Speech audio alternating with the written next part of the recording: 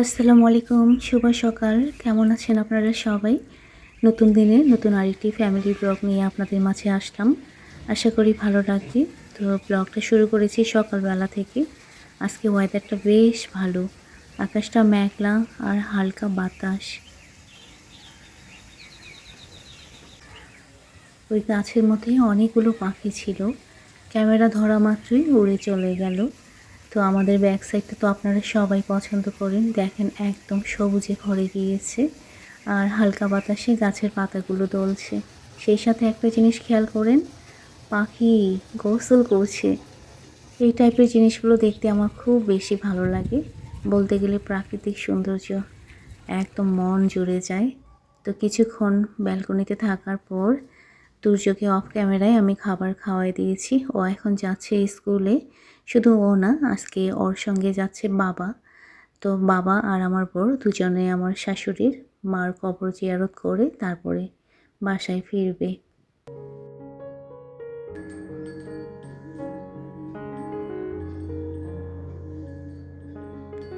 হালকা বাতাসে এই ডরবেলের সাউন্ড আমার খুব বেশি ভালো লাগে। ওইদিকে সৌদি টিভিতে কোরআন তেলাওয়াত চলছে আর আমিও চলে এসেছি আমার পছন্দের জায়গায় গ্রিন টি নিয়ে। এখানে কিছুক্ষণ বসবো আর এখানকার পরিবেশটা এনজয় করব। সেই সাথে আমার সকালের ছোট ছোট আমলগুলো করে নেব। সকালটা যদি এইভাবে শুরু হয়, সত্যি সারাদিন আমার খুব ভালো কাটে। তো গাছের সঙ্গে কিছুটা সময় কাটাবো, সেই সাথে গাছের যে হলুদ পাতা সেগুলো পরিষ্কার করে নেব। আমি প্রতিদিন চেষ্টা করি সকালের কিছুটা সময় আমার একান্ত নিজের জন্য রাখা, কারণ এই সময়টাতেই আমি সারাদিনের রুটিনটা খুব ভালোভাবে সেট করে নিই। আর এদিকে ব্যালকনিতে থাকা অবস্থায় দেখেন বাবা আর আমার বর চলে এসেছে।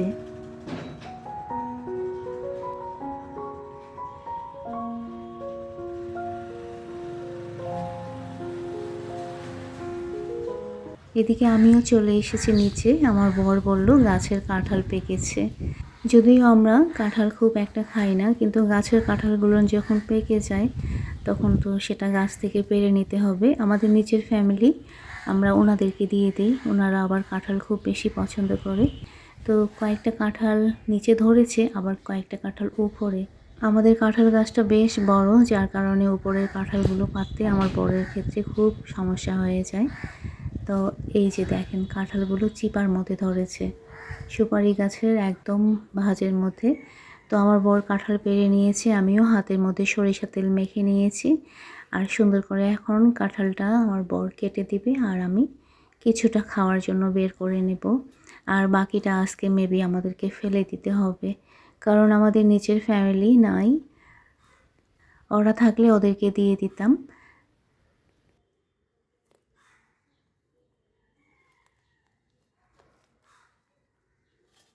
আমরা কিভাবে কাঁঠাল খুলি খেয়াল করেন। আর কাঁঠাল খেতে কার কার পছন্দ অবশ্যই কমেন্ট করে জানাবেন। আমার মার খুব পছন্দ ছিল। ছোটোবেলায় তো একদমই আমি কাঁঠাল খেতাম না, এখন তাও দুই একটা খাই, যেহেতু আমার বর পছন্দ করে। তুর্য পছন্দ করে, তুরাবি তো একটুও খায় না। তারপরও আমরা যে খুব বেশি কাঁঠাল খাই তা না। তো কিছুটা কাঁঠাল আমি খুলে নিলাম, নিচেই কিন্তু আমি বসে খুলেছি আর বাকিটা আমার বর ফেলে দিয়েছে। চলে এসেছি উপরে। আজকে আমরা সকালের নাস্তায় খাবো কাঁঠাল, তার সঙ্গে পান্তা ভাত আর বেশ পরিমাণে আলু ভর্তা করে নেওয়া হয়েছে। আজকে সকালের নাস্তাটা একদম খাঁটি বাঙালি নাস্তা, কাঁঠাল, পান্তা ভাত, আলু ভর্তা। আপনারা কি পান্তা ভাতের সঙ্গে কখনো কাঁঠাল খেয়েছেন? কমেন্ট করে জানাবেন। বাবা পান্তা ভাত খেতে বেশি পছন্দ করে, শুধু পান্তা না, আসলে নরম খাবারগুলো বেশি পছন্দ করে। খিচুড়ি যেমন, তারপর সুজি। তো আজকে পান্তা ভাতের সঙ্গে আমরা কাঁঠাল খাচ্ছি, দেখেন কিভাবে। আমার বর তুরাবিকে বলছে, তুরাবি তো অবাক যে পান্তা ভাতের সঙ্গে কাঁঠাল। তো তুরাবি রেডি হয়ে নিয়েছে, ও ইউনিভার্সিটিতে যাবে। আমার বড়ও রেডি হয়েছে। আব্বাকে দাও কাঁঠাল। আপনি কাঁঠাল নেন। আচ্ছা, আজকের ভিডিওতে কি শেয়ার করব সেটা বলি।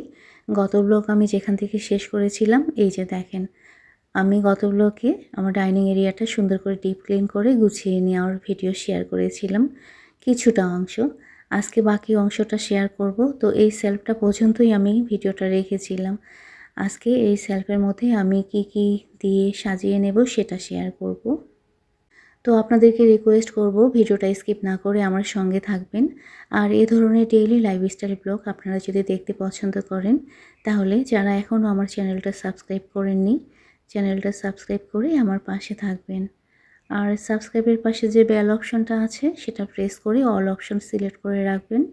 তাহলে যখন আমি ভিডিও দেব নোটিফিকেশন চলে যাবে আপনাদের কাছে, আর আপনারা আপনাদের সুবিধা মতো সময়ে দেখে নিতে পারবেন।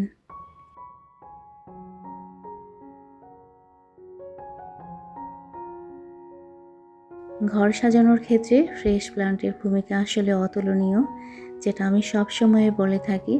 আজকেও আমি একদম ফ্রেশ প্লান্ট দিয়ে এই সেলফটা সুন্দর করে সাজিয়ে নেব। তো আমার বাসায় প্রতিটা জায়গায় মানি প্ল্যান্ট আছে।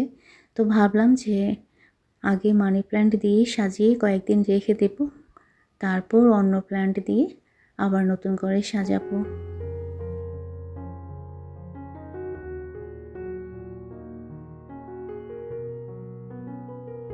গত ব্লগটা আমার ছোট ছিল, শুধু গত ব্লগ না, ইদানিং আমি ছোট ব্লগ দিচ্ছি। এটা দেখে কয়েকজন আপু আমাকে বলেছে, আপু বড় ভিডিও দিও, তোমার বড় ভিডিও দেখতে বেশি ভালো লাগে।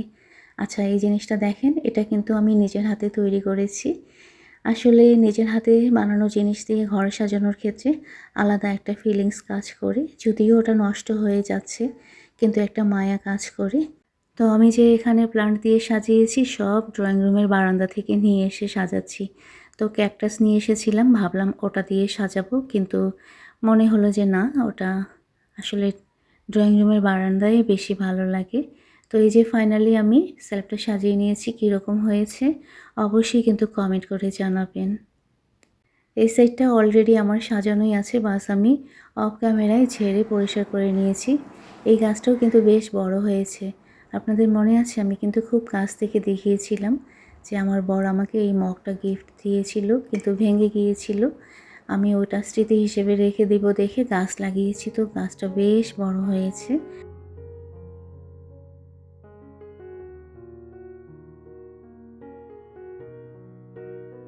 এই কর্নারের মধ্যে আমি একটা সেলফ দিয়েছি, এখানেও আমি ফ্রেশ প্লান্ট দিয়েছি। মানি প্ল্যান্টের ডালগুলো এত বড় হয়ে গিয়েছে।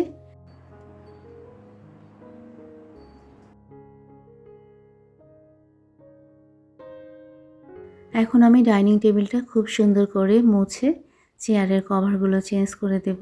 অনেক দিন হয়ে গেল যে কভারগুলো চেঞ্জ করা হয়নি। আচ্ছা, এই পর্যায়ে এসে বরাবরের মতো রিকোয়েস্ট করি, যারা এখনও আমার ভিডিওতে লাইক করেনি প্লিজ ভিডিওতে একটা লাইক করে দিন, আর ভিডিও রিলেটেড একটা হেলদি কমেন্ট করে দেবেন। আর আরেকটা রিকোয়েস্ট করব, বেশ কয়েকটা চাদরের ভিডিও আমি শেয়ার করেছি, আপনারা যারা দেখেননি একবার হলেও দেখে আসবেন। আমার বিশ্বাস খুব ভালো মানের সুতি চাদর আপনারা রিজনেবল প্রাইসে পেয়ে যাবেন। আর সেই সাথে আমার বিজনেসের আইটেমগুলো নেবেন। আমার বিজনেসের প্রত্যেকটা আইটেম কিন্তু অথেন্টিক।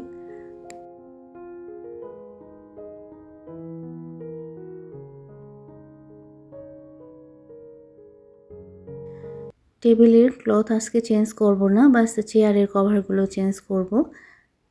আমার এই চেয়ারের কভারগুলো আপনারা অনেকেই পছন্দ করেন এবং অর্ডার দিতে চান। ইনশাআল্লাহ নেক্সট টাইমে যখন আমি যাব নিয়ে আসার চেষ্টা করব। কিন্তু যারা অর্ডার দিতে চান আপনারা মেজারমেন্টটা যদি একটু ঠিক করে বলেন তাহলে নিতে আমার সুবিধা হয়।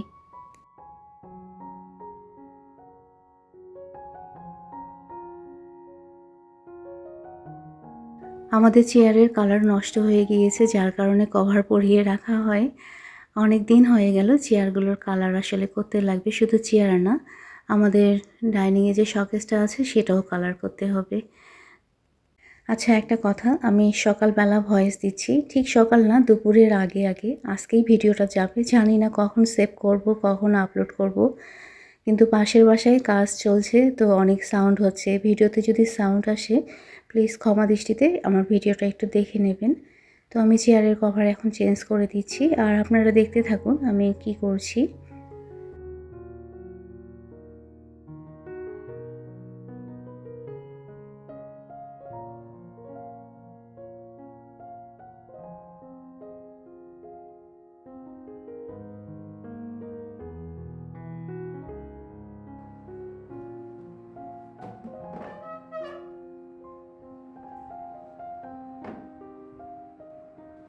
যেহেতু টেবিলের ক্লথ চেঞ্জ করব না, কিন্তু রানারটা চেঞ্জ করব, সেম কালার হয়ে গিয়েছে। তো আমার হাতে বানানো রানার আমি এখানে দিয়ে দিয়েছি। এখন টেবিলটা হালকাভাবে সাজিয়ে নেব। টেবিলের মধ্যে খুব বেশি জিনিস রাখা আমার একদমই ভালো লাগে না। পানির বোতল রাখবো, সেই সাথে ফ্রেশ প্লান্ট। টেবিলটা সাজিয়ে নেওয়ার পর আমি দেখিয়ে দেব আমার ডাইনিং এরিয়াটা। আর আপনারা অবশ্যই কমেন্ট করে জানাবেন সাজানো কীরকম হয়েছে।